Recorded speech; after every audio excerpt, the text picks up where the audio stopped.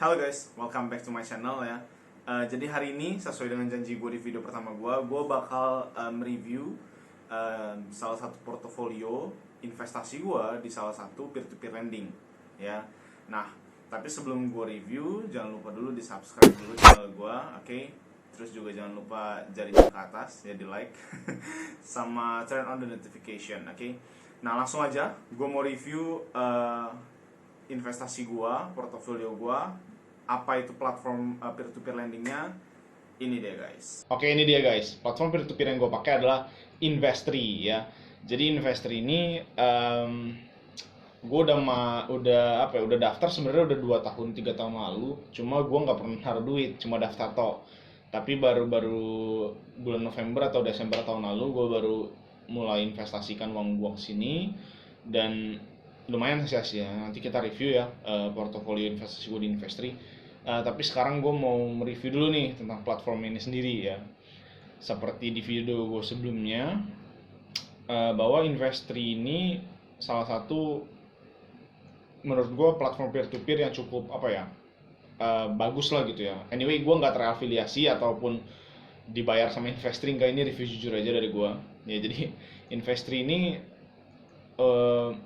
udah diawasi oleh OJK guys, sama udah terdaftar di AFPI ya. Karena di video gue sebelumnya kan gue bilang bahwa untuk menghindari platform-platform yang bodong, salah satunya ya ini, kita harus lihat udah terdaftar dan dia regulasi oleh OJK, dan dia juga join dalam satu asosiasi gitu ya, fintech pendanaan bersama Indonesia ya. Ini AFPI nih guys, anggota dari AFPI. Nah, jadi so far sih gue cukup percaya ya sama Investory, cukup kredibel sih kalau gue bilang. Karena juga gue sering baca-baca juga perkembangannya di Google. Investory ini ternyata juga dia melakukan ekspansi gitu ya, melakukan ekspansi ke luar juga, di luar Indonesia ya. Jadi so far cukup bagus lah perkembangannya gitu. Nah, selanjutnya di Investory sendiri, kalau nggak salah itu Investory berdiri udah pada tahun 2015 jadi kurang lebih 5 tahun lah Investory itu udah berdiri. Jadi karena udah cukup ya 5 tahun untuk bisnis peer to peer, menurut gue yang di Indonesia cukup lama lah ya, bisa dibilang salah satu pelopor lah peer to peer lending platform di Indonesia gitu ya. Oke, ini langsung gue mau review aja tentang Investory ini sendiri. Dari jumlah pinjaman lunas ya, ini kita bisa lihat kalau misalnya kita lihat main page dari Investory ini, investory.id ya. Itu kita bisa lihat data-data yang di Investory, ada jumlah borrower ya kan, jumlah borrower sejak berdiri, pinjaman yang disalurkan gitu ya. Terus yang gue mau langsung aja review bunganya. Nah, di Investory sejak berdiri ternyata rata-rata bunganya 16,9% guys. Jadi menurut gue sih cukup besar ya. Menurut gue cukup besar dibandingin kita investasi di tempat lain kayak deposito atau apapun. Menurut gue ini sangat-sangat besar gitu. Tapi beda lagi kalau misalnya kita investasi di saham ya gitu, itu beda cerita ya. Oh iya, gue juga mau jelasin nih tentang TKB 90 ya, gue lupa nih. Nah, jadi TKB 90 ini adalah tingkat keberhasilan bayar yang tidak terlambat lebih dari 90 hari.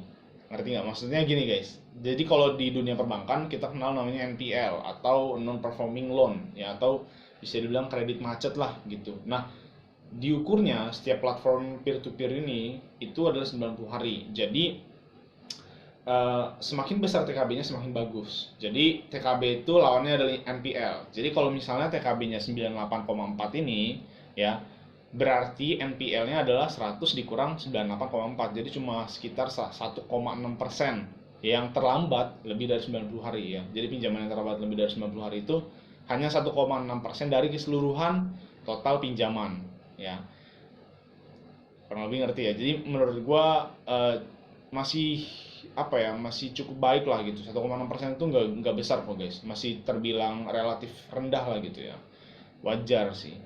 Nah, kita langsung aja, gue mau nge-review portofolio investasi gue di Investory, oke? Langsung aja. Oke, ini adalah dashboard atau portofolio gue di Investory ya. Sebenarnya simple sih dashboardnya ini. Jadi di sini ada dana gua, yang total dana investasi gua di Investri itu ada totalnya 134 juta sekian gitu ya. Terus dari apa namanya, dari November sampai sekarang ya, gue dan terima bunga di Investri itu kurang lebih hampir 10 juta lah ya, 9,8 juta gitu ya, hampir 10 juta.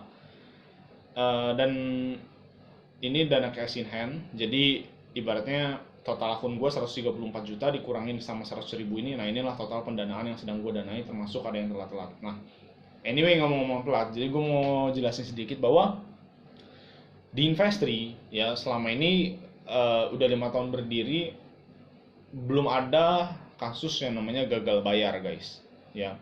Gagal bayar itu alias bener-bener dia apa ya, pilot atau default ya, bisa dibilang kayak gitulah. Jadi dia nggak bisa bayar utang-utangnya gitu, si borrower itu. Nah tapi kalau di Investri sih so far belum ada kalau yang gagal bayar. Cuman kalau yang telat bayar itu banyak banget dan sering banget ya, dan sering banget.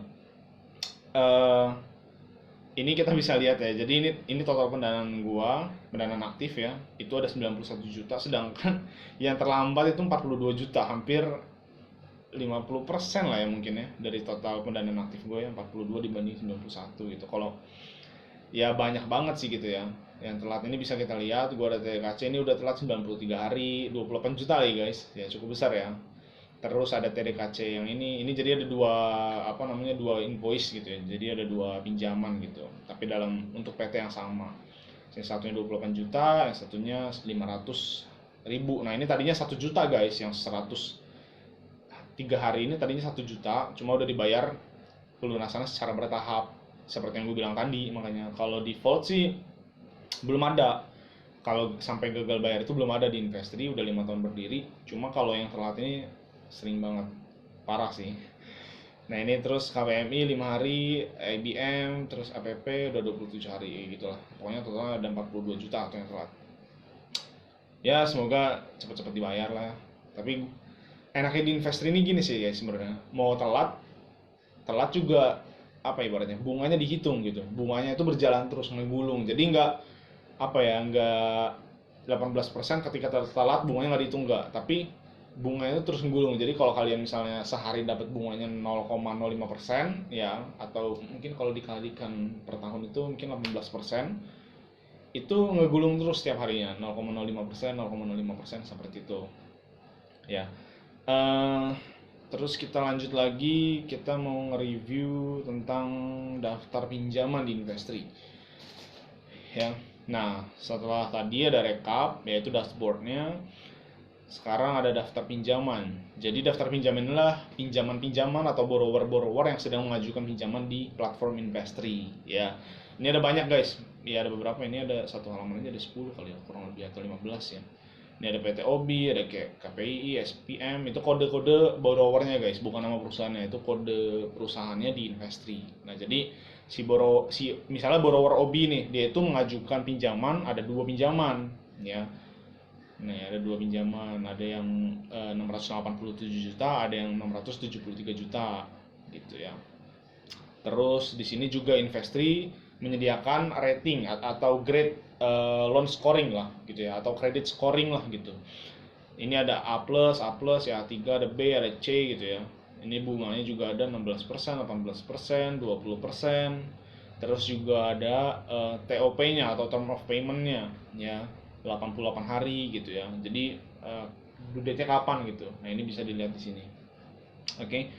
Setelah itu ada namanya juga jenis produknya. Ya, jenis produknya itu ada account payable financing, ada fast track loan, ada invoice financing, ada pre-invoice financing ya.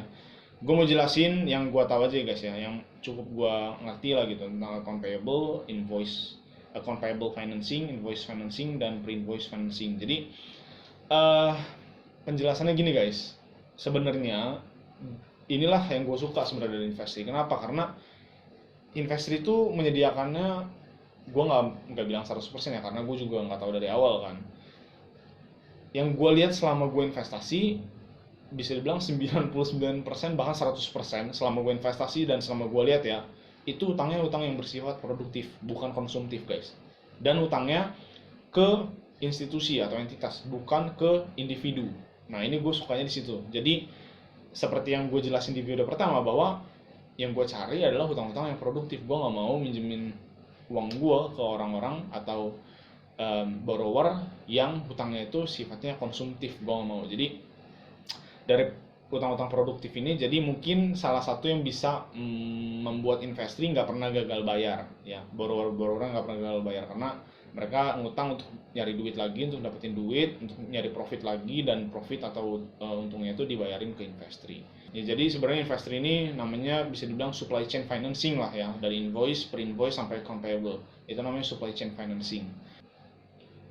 Oke, nah yang pertama ini adalah invoice financing guys. Jadi invoice financing itu intinya adalah hutang yang underlying-nya adalah invoice ya. Gitu aja sih sebenarnya. Nah ini langsung gua ngasih contohnya aja ya, ilustrasinya langsung. Jadi gini sebenarnya guys, ilustrasinya misalnya di sini PT AKN ya. PT AKN ini mau meminjam uang ke investri dengan underlying itu adalah invoice dia. Invoice-nya kemana di sini lengkap sih guys. Nah di sini ada invoice, dia tujukan kepada PT Handal Aluminium Sukses ya, HK Metal Tbk Group ya, grupnya HK Metal ya. Ini adalah informasi payer atau perusahaan yang ditagihkan invoice oleh PT apa tadi, oleh PT AKN atau oleh borrower itu. Nah maksudnya adalah, jadi ilustrasinya gini, jadi si PT AKN ini sudah melakukan apa ya, jasanya atau mengirimkan produknya ke PT Handal Aluminium ini ya. Ini kita bisa baca di sini informasi tagihan. Jadi invoice penagihan ke PT Handal Aluminium untuk pembelian siku A, siku B, dan kawat A. Ini masalah besi-besian ya. Jadi masalah metal lah di sini ya. Nah, jadi karena si PT AKN itu sudah menagihkan ke PT Handal ini, tapi nggak langsung dibayar kan sama si PT Handal Aluminium ini. Biasanya mungkin 1-2 bulan atau 3 bulan ya, tergantung kesepakatannya lah. Nah jadi PT AKN mungkin dia mau melanjutkan operasionalnya lah, atau butuh dana untuk project berikutnya atau something yang mungkin penting gitu ya. Jadi dia memutuskan untuk minjam di investri gitu ya. Nah tapi kan nanti si PT Handal Aluminium ini cepat atau lambat kan bayar ya, ya kan? Karena kan ya dia udah dapat barangnya, cepat atau lambat bayar. Yang pasti payer yang so far yang gue lihat di investri itu cukup kredibel sih. Maksudnya gue sering lihat itu kayak misalnya Pertamina, Indosat, terus Telkom, terus Bank Mandiri, BNI ya. Kadang juga bahkan pemerintah ya, pemerintahan gitulah, dinas-dinas atau mungkin DPR gitu. Itu sering guys yang muncul informasi payernya. Jadi yang kita lihat kalau invoice financing itu sebenarnya bukan si PT AKN ya, tapi lebih ke informasi payer. Ini sih kalau gue pribadi ya. Jadi gue lebih fokusnya ke sini gitu. Karena kan kita bisa mengukurnya adalah dia ini kan, yang kita bisa yang kita bisa harapkan untuk bayar lah gitu. Jadi menurut gue sih cukup aman ya. Terus setelah invoice financing kita lanjut lagi ke pre-invoice financing ya. Kita pre-invoice financing kebetulan ada juga nih. Pokoknya semuanya ini adalah supply chain financing sih. Nah ini di sini ada PT MI ya, dia meminjam uang totalnya 200 juta ya. Pre-invoice financing itu maksudnya apa? Gini guys, kalau tadi kan invoice financing,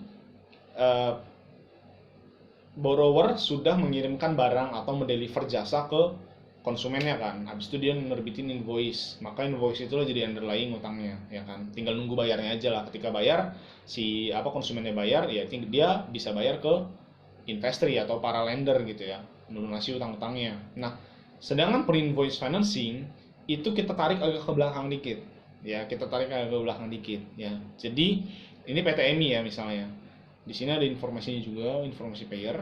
Nah, jadi PT MI ini di sini sudah mendapatkan order ya atau PO dari Dinas Kesehatan Kabupaten Solok Selatan untuk belanja modal pengadaan alat kedokteran umum. Jadi ceritanya nih si PT EMI tadi ya, borrower ini dia itu mau mensuplai alat kedokteran ya, bidang kesehatan gitulah. Nah, si dinas kesehatan Solok Selatan ini udah order nih, PT EMI gue mau pesen nih alat kesehatan ya, lo provide ya. Nah, tapi untuk belanja ini atau modal beli atau pengadaan alat kedokteran ini, nah si PTM ini butuh modal, butuh ya uang gitu untuk menyelesaikan em, orderan ini gitu ya dari si dinas kesehatan. Jadi dia memutuskan untuk minjem ke Investri ya, melalui Investri. Ya udah gue mau minjem berapa tadi, 200 juta ya kalau nggak salah ya, 200 juta untuk nutupin si order dari pemerintah ini. Nanti kalau udah gue deliver ya, kalau udah gue deliver terus pemerintahnya udah bayar, ntar gue bayar deh utangnya gitu, dengan waktu ya ini berapa lama nih, misalnya 106 hari misalnya gitu. Jadi sebelum invoice ini guys ya, jadi ibaratnya baru dapat orderannya nih. Kalau tadi kan udah ngerjain apa namanya, udah ngerjain jasanya atau mengirimkan produknya gitu ya. Kalau ini mau mengerjakan ordernya, tapi udah dapat ordernya, udah santuy dong gitu ya, udah gampang lah gitu ya. Oke, nah terus itu tentang pre-invoice financing. Nah yang terakhir itu gua lanjut ke namanya account payable financing. Ya, nah account payable financing ini adalah ya dari namanya udah bisa kita lihat lah ya, utang yang berunderlyingkan account payable. Maksudnya apa? Maksudnya jadi kalau tadi ini lebih ke belakang lagi. Tadi kan invoice sudah mendeliver. Kalau pre-invoice udah dapat order, ya kan? Nah, kalau account payable itu belum dapat order, tapi dia udah punya inventory-nya. Dia udah punya inventory untuk dijual lagi. Ngerti ya? Misalnya gini, misalnya si PT Obi nih, langsung aja ke ilustrasinya ya. Dia mau minjem 687 juta dengan bunga 16%. Nah, eh, dia itu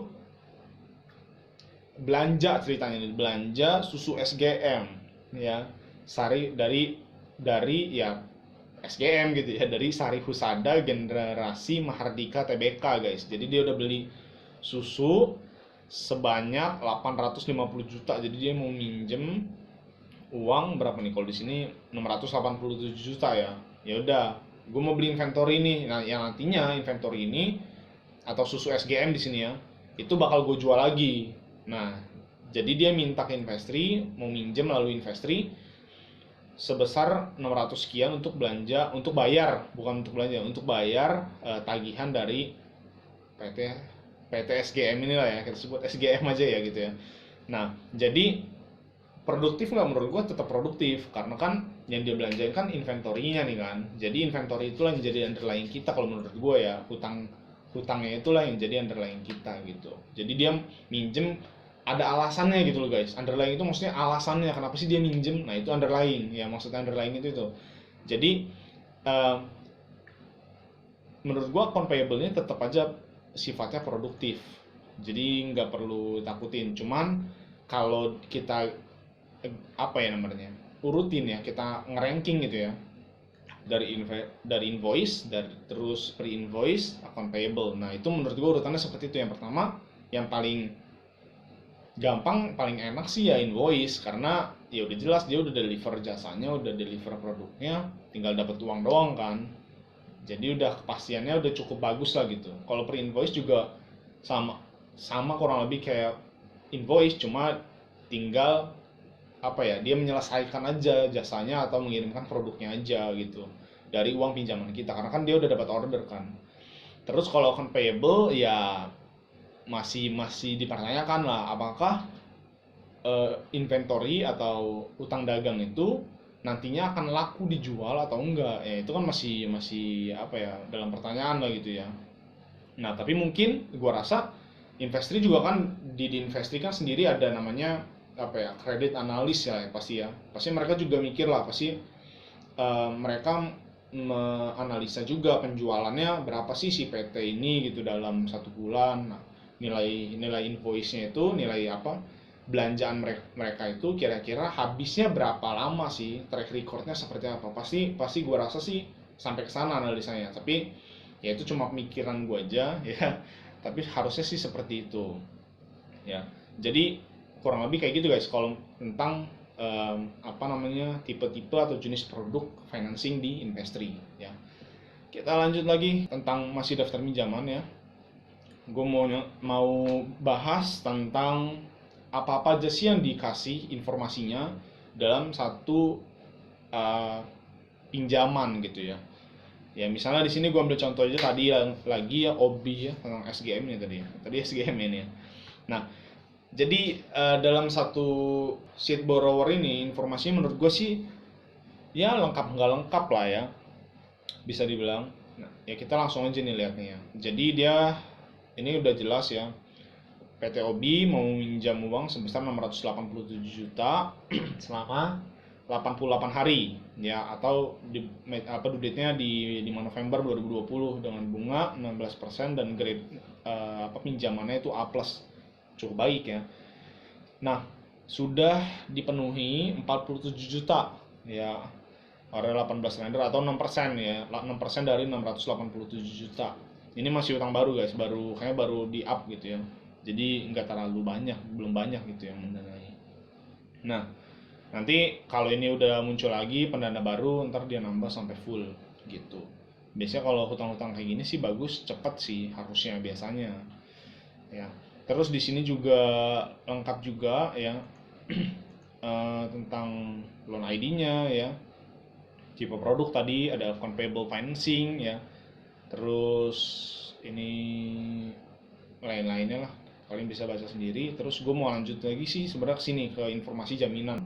Jadi ini adalah hal-hal yang harus diperhatikan ketika kita mau minjemin uang kita di salah satu borrower ya. Jadi yang pertama kalau gue sih biasanya gue perhatikan itu ya, ini salah satunya jaminan ya, ada apa aja jaminannya gitu ya, ada giro mundur, corporate guarantee, joint account dan lain-lain gitu ya. Nah di sini jadi gue mau bilang kalau sebenarnya menurut gue yang paling gue lihat ya, salah satu yang gue perhatikan lah itu adalah history pinjaman si borrower. Misalnya kita lihat aja di sini, ini ada riwayatnya. Jadi selama dia minjem ya, ada 3 pinjaman yang bayarnya dipercepat. Jadi sebelum due date-nya dia bayarnya lebih cepat. Bagus kan berarti kan. Terus dia udah bayar juga tepat waktu untuk 33 pinjaman. Jadi ya oke, baik gitu ya. Dan terlambatnya juga 0. Jadi ini borrower cukup baik lah gitu, karena dia nggak pernah telat bayarnya ya. Malah beberapa kali ya, walaupun nggak setiap pinjaman, cuma sedikit, itu dipercepat pinjamannya. Nah jadi di borrower ini intinya ada 4 pinjaman yang lagi ditawarkan lah gitu. Dia mau minjem 4 pinjaman nih ya. Terus pinjaman tersalurkan itu outstandingnya sebenarnya yang lagi berjalan itu ada 40 ya. Tapi belum due date lah gitu ya, misalnya masih outstanding lah gitu, ada 40 pinjaman dengan total pinjaman itu ada 28 ya, hampir 29 M lah gitu ya. Ini informasinya. Terus yang gue lihat lagi ini juga gue lihat ya tadi, informasi supplier, siapa sih atau apa dia beli apa di sini kan. Kalau ini kan account payable financing, jadi lihat dulu nih dia itu apa sih, dagang apa gitu, liquid atau enggak gitu. Kalau SGM kan ya pasti kebutuhan gitu ya, consumer goods sih gue cukup oke lah gitu. Walaupun lagi situasi corona gini kan tetap aja bayi, anak kecil kan minum susu gitu kan. Terus yang gue lihat juga adalah ini juga bisa dilihat guys, bisa jadi acuan juga, bisa kalian nilai juga bahwa informasi peminjam. Nah ini informasi borrower, jadi dia bergerak di bidang consumer goods, udah berdiri di 2013 ya, udah 7 tahun lah kurang lebih. Lokasinya di Kota Tangerang, jumlah pegawai ada 200 orang ya, cukup banyak ya. Terus manajemen profesional, status lokasi usaha itu rental sih ya. Terus deskripsinya ini juga ada, bisa kalian baca sendiri ya. Jadi ya kurang lebih kayak gitu sih sheet yang dikasih. Oh ya, di sini juga ada event of default. Kalau misalnya gagal bayar, atau lebih apa ya, telat bayar yang sudah lebih dari 90 hari. Nah, itu masuknya default sih sebenarnya. Tapi nggak gagal bayar, apa aja langkah-langkah yang diambil. Ini ada di sini nih, ada likuidasi giro mundur. Ya, jadi mereka punya giro mundur itu dijaminkan kan di sini. Jadi ini akan apa ya, bisa dilikuidasi. Nah, kalau misalnya mereka nggak bayar sampai waktunya, tapi mereka punya tabungan, punya uang sebesar ini, nah ini bisa dilikuidasiin giro mundur ya. Terus ada eksekusi garansi personal, nggak di sini kurang. Nah, ini investri mungkin kurangnya adalah tidak spesifik nih garansi personal apa yang dijaminin gitu, apakah rumah atau tanah atau anything, nggak tahu kan. Nah, ini cuma garansi personal terus baru tindakan hukum. Jadi kurang detail sih mungkin ya, salah satu kurang investri sih menurut gua. Ini kalau kita mau danain di sini ya, ada CIH ini cash in hand ya, ada reksadana juga. Nah, investri ini juga ternyata adalah salah satu penyedia reksadana gitu deh. Gue juga belum pernah nyoba sih investasi di reksadananya gitu. Ada apa aja gue juga belum pernah lihat sih. Jadi so far gue masih di investri masih hanya investasi di peer to peer lending aja guys. Gitu. Nah, mungkin salah satu kekurangan investri yang lain itu menurut gue tentang grade ini nih. Grade credit scoringnya. Kadang dia ngasih A+, tapi bunganya tinggi. Mungkin karena corona, jadi untuk menaikkan daya tarik lah para lender untuk meminjamkan uangnya, makanya para borrower ini ya udahlah, apapun grading gua kasih bunga yang cukup tinggi deh gitu. Mungkin seperti itu ya guys sih, gua nggak tahu deh. Tapi dulu sih sebelum corona nggak pernah nih kayak gini nih. Biasanya ya kalau A+ tuh bunganya kecil-kecil, 14, 12 gitu. Tapi kalau mau nyari yang tinggi, yang C, yang 18% itu yang C misalnya gitu, yang B ya 16% gitu. Yang biasanya sih kayak gitu ya. Ini cuma mungkin ya itu yang gue jelasin tadi sih salah satu alasannya. Nah, lanjut gue mau ngomongin gimana investri memberikan informasi gitu ya untuk keterlambatan bayar yang terjadi oleh borrower gitu ya. Ini kan gue banyak banget nih yang terlambatnya. Ada yang paling parah dua ini sih ya, TDKC ini ya. Anyway, gue sebelum ini pun udah ada yang telat, bahkan itu sampai 110 hari baru dibayarin. Jadi ya, tapi udah dibayar, udah lunas. Biasanya sih dia bertahap gitu bayarnya. Nah, investri menurut gue cukup memberikan informasi lah tentang keterlambatan ini ya. Ini kita langsung cek aja di email gue. Jadi mereka biasanya email nih guys. Misalnya ini nih, perihal keterlambatan ya, tadi KPMI ya, ini kan ada kan, ini Bauhir bukan borrower. Bauhir ini payernya guys. Tadi kan kalau invoice financing ada namanya payernya kan, ini Bank Mandiri. Jadi gue cukup Bank Mandiri aja kadang bayarnya cukup bisa telat ya. Atau ini kita baca aja ya langsung ya. Bersama dengan email ini kami memberitahukan bahwa pendanaan untuk KPMI ini telat ya, yang harusnya 4 Agustus itu dibayar. Terus ini informasinya ya, tapi alasannya nggak dikasih tahu nih. Tapi ada beberapa keterlambatan yang dia kasih tahu sih investri ini. Misalnya ini nih ya, Jakarta 7 Agustus. Melalui email ini kami memberitahukan proses penanganan keterlambatan pembayaran pinjaman TDKC dengan detail sebagai berikut: nomor pinjamannya, terus nominal pinjaman 2 miliar, jatuh tempo 8 Mei. Nah, keterlambatan pembayaran telah memasuki hari ke-91 ya, berarti yang ini nih guys. Yang ini nih, yang 28 juta ya. Jadi berikut adalah usaha-usaha lanjutan yang telah kami lakukan ya. Jadi dijelasin nih sama dia nih, keterlambatan disebabkan karena pembayaran diundur oleh klien yang disebabkan dampak COVID-19. Mundurnya pembayaran oleh klien membuat borrower kesulitan mengatur cash flow. Jadi dia nggak bisa bayar nih utang kita, orang dia kan mau dapat dana dari si payernya kan. Tapi sedangkan si payernya belum bayar, jadi ya gimana dia mau bayar utang kita kan. Jadi nunggak lah, diundur karena masalah COVID lah guys. Nah, ini Ini bisa jadi pertimbangan kalian untuk masukkan dana kalian di peer-to-peer lending ya, karena efek corona ini salah satunya ke eh, kredit ya, kredit macet.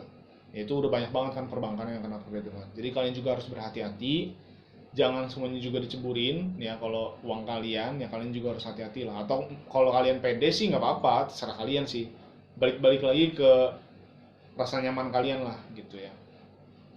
Terus ini juga sudah dikasih SP ya, SP1 24 Mei, SP2 ya 8 Juni. Terus juga ini giro juga sudah dieksekusi nih pada tanggal 26 sampai 3 Juni. Nah, ini kebetulan gue sempat chatan sama live chat di sini ya. Nah, ini office hour biasanya, guys. Gue tanya-tanya, ternyata si TDKC ini kan punya beberapa pinjaman nih, nggak cuma satu doang kan, punya beberapa pinjaman. Nah, jadi sudah dieksekusi di beberapa tanggal. Ini salah satunya nih. Nah, ternyata ketika dieksekusi giro mundurnya itu berhasil, guys. Tapi untuk bayar utang-utang yang lain, bukan utang gua, which is yang ini ya. Jadi untuk bayar yang lain, jadi gua yang agak kagak dapat duitnya gitu.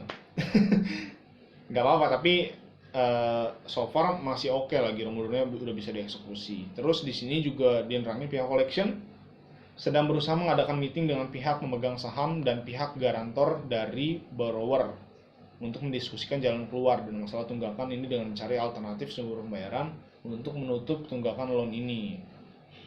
Demikian, sekian nah gitu ya. Nah, jadi informasinya sih cukup lengkap ya. SP-nya udah dikasih ya, kenapa dia mundur, terus giro udah pernah juga eksekusi giro ya.